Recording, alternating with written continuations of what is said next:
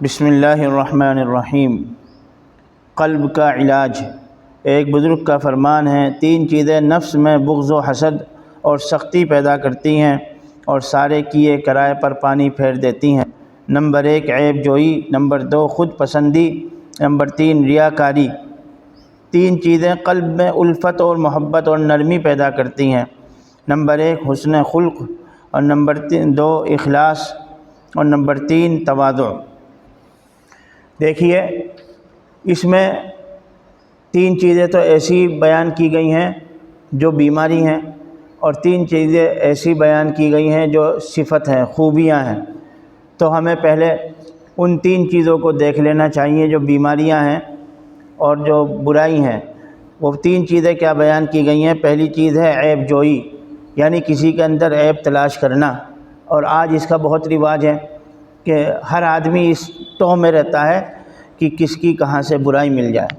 ارے بھائیو، قرآن میں بھی خود فرمایا گیا کہ کسی کے وَلَا تَخْفُ مَا لَيْسَ لَكَ بِهِ علم، کہ جس کا تمہیں علم نہیں ہے، جس کے بارے میں تمہیں معلومات نہیں ہے، اس کے پیچھے مت پڑو کہ کہیں سے کسی کا عیب مل جائے تو آپ جو ہے اس کی تلاش میں مت رہیے۔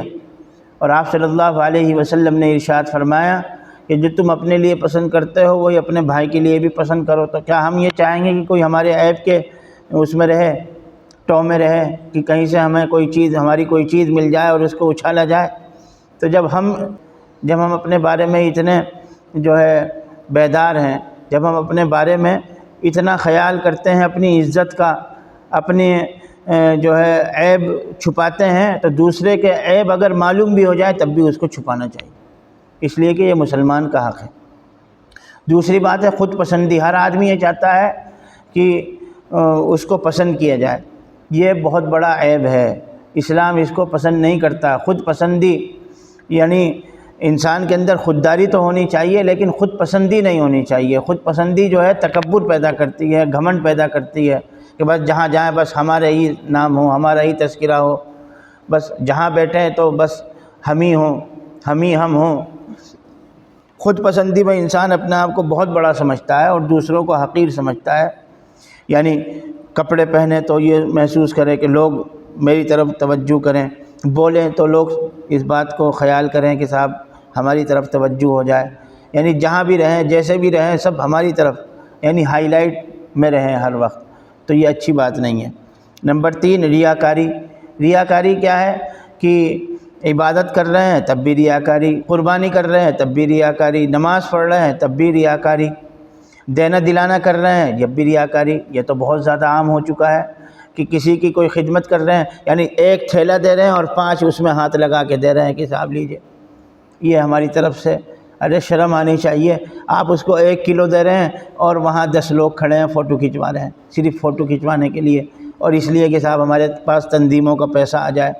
وہ جو تنظیم چلا رہے ہیں آپ، اس تنظیم کے تحت اس کی مدد کر رہے ہیں، اور اس تنظیم کے تحت مدد کر کے ایک صاحب اور 3-4 لوگوں کو جمع کر کے کسی کو کمبل بھی دے رہے ہیں یا کسی کی کوئی مدد بھی کر رہے ہیں، تو اس کی عزت نفس کا بھی خیال کرنا چاہیے۔ آپ جس کا فوٹو کھنچوا رہے ہیں تو اس کی بھی تو عزت ہے، وہ 10 لوگوں کے سامنے اس کے بارے میں یہ جائے گا میسج کہ صاحب یہ بھیک مانگ رہا ہے، یہ اس کو ضرورت ہے، یہ اس کے جو ہے خودداری کے خلاف ہے، تو ایسا کام نہیں کرنا چاہیے۔ تو یہ بیماریاں ہیں۔ نمبر 1 کسی کی عیب تلاش کرنا، نمبر 2 خود پسندی، اور نمبر 3 یہ کہ ریاکاری کرنا۔ اور اس سے جو ہے انسان کو اپنے دل کو صحیح رکھنا چاہیے اور اپنے دل کا علاج کرنا چاہیے۔ اور علاج کیسے ہوگا؟ اس کا علاج بھی یہ بتا دیا گیا۔ نمبر 1 حسن خلق، یعنی اچھے اخلاق، اور اچھے اخلاق سب سے زیادہ وزنی چیز ہے۔ آپ صلی اللہ علیہ وسلم نے ارشاد فرمایا کہ قیامت کے دن سب سے زیادہ وزنی چیز حسن اخلاق ہوں گے۔ تو ہمارے اندر حسن اخلاق نہیں ہے، آج حسن خلق رخصت ہو چکا ہے۔ ہم اپنے معاملے میں تو یہی چاہتے ہیں کہ ہر آدمی ہماری عزت کرے، لیکن ہم دوسرے کے معاملے میں اس بات کے لیے تیار نہیں ہیں کہ اس کی عزت کریں، اس کو قبول کریں، اس کو جو ہے احترام کی نگاہ سے دیکھیں، اس کے ساتھ نرمی سے پیش آئیں۔ ہر آدمی جو ہے ہمیں بیوقوف نظر آتا ہے، ہر آدمی جو ہے ہمیں بس ایسے ہی نظر آتا ہے معمولی سا، اور سب کچھ ہمارے اندر خوبیاں ہیں۔ اپنے گریبان میں انسان کو جھانکنا چاہیے کہ اپنے اندر کیا عیب ہے۔ ہمارا معاملہ یہ ہے کہ ہم دوسرے کے اندر عیب تلاش کرتے ہیں، تو یہ بہت بڑی کمی ہے، یہ حسن خلق نہیں ہے، یہ بدترین اخلاق ہیں، ان سے انسان کو جو ہے چھٹکارا لینا چاہیے۔ دوسری چیز ہے اخلاص پیدا کرنا چاہیے، جو کرے اللہ کے لیے کرے، اللہ کو راضی کرنے کی تمنا ہو، اللہ کو راضی کرنے کی امید ہو، آرزو ہو، یہی اس کا مقصد ہو، یہی اس کا موٹیو ہو، اور وہی اس کا جو ہے مقصد زندگی ہو۔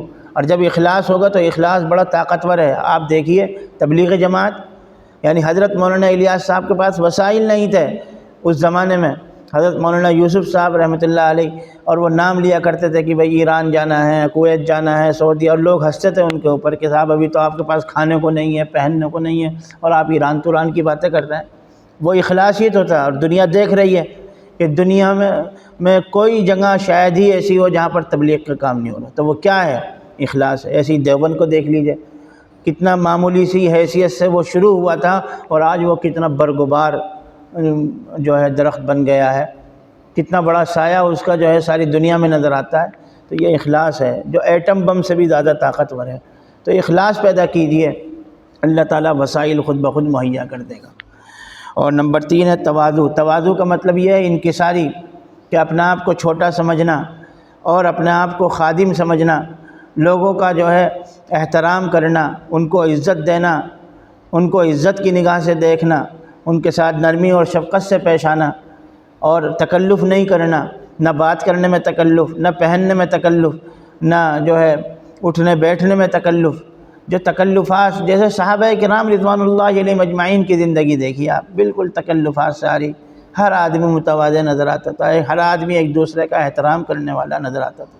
تو یہ 3 چیزیں ایسی ہیں جن کو پیدا کرنا چاہیے۔ نمبر 1 اچھے اخلاق، نمبر 2 اخلاص، اور نمبر 3 تواضع۔ اور 3 چیزیں ایسی ہیں جن سے بچنا چاہیے۔ نمبر 1 عیب جوئی، کسی کے عیب کی تلاش میں رہنا، اور نمبر 2 خود پسندی، یعنی اپنے آپ ہی کو سب کچھ سمجھنا، اور نمبر 3 ہے ریاکاری، اس سے بھی بچنا چاہیے۔ تو اللہ تعالیٰ سے دعا ہے کہ ہمارے اندر اور 3 چیزیں جو بیان کی گئی ہیں، جو برائی کے اس میں آتی ہیں، صف میں شامل ہوتی ہیں، جو اس سے ہم کو بچائے، اور جو اچھی چیز ہیں، خوبیوں والی چیز ہے، خاص طور سے حسن اخلاق ہمارے اندر پیدا فرمائے، اخلاص پیدا فرمائے، تواضع پیدا فرمائے۔ اللہ تعالی ہمیں فہم سلیم اور بصیرت سے نوازے۔ السلام علیکم ورحمۃ اللہ وبرکاتہ۔